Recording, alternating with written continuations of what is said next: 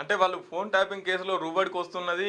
ఇక అందుకే వీళ్ళంతా బీఆర్ఎస్ పార్టీలంతా భయపడి ఇట్లా చేస్తున్నారు అని చెప్పేసి మాట్లాడుతున్నారు. వదిలిపెట్టమని ఎవరు కూడా చెప్తున్నారు. భయపడుతున్నారు? ఎక్కడ భయపడ్డాము? భయపడేది ఉంటే ఎక్కడికి ఒక్కడికి పారిపోవాలి. పోలీసుల ముందటికి రాబడుతుంది. పోలీసులు గంటలు గంటలుగా పొద్దున 10 గంటలకు తీసుకుపోయి 5 గంటల వరకు విచారించినా కూడా మేము అక్కడనే కూర్చోబడుతుంది. 7 గంటల వరకు 8 గంటల వరకు కూడా మేము అక్కడ వాళ్ళకు సపోర్ట్ గానే కూర్చుంటుంది. వాళ్ళు ఏం అడిగితే వాటికి సమాధానాలు చెప్తే మా నాయకులు పోయి 7-8 గంటల దాకా పోలీస్ స్టేషన్ లో కూర్చుండబెట్టి వాళ్ళ విచారణ పేరుతోటి ఎంత మానసికంగా ఇబ్బంది పెట్టాలని చూసినా కూడా మా నాయకులు వాళ్ళకి సహకరిస్తున్నారు. ఇంకేం కావాలండి? ఎక్కడికి పారిపోయింది లేదు కదా. కేసీఆర్ గారు ఆయన నియోజకవర్గం ఆయన వ్యవసాయ క్షేత్రంలోనే ఉన్నారు. రామన్న గారు హైదరాబాద్ లోనే ఉన్నారు. హరీష్ అన్న గారు సిద్దిపేట టు హైదరాబాద్ తిరుగుతూనే ఉన్నారు. ఎవరిని పిలిస్తే ఎవరు రాకుండాకున్నారు? ఎవరు భయపడుతున్నారు?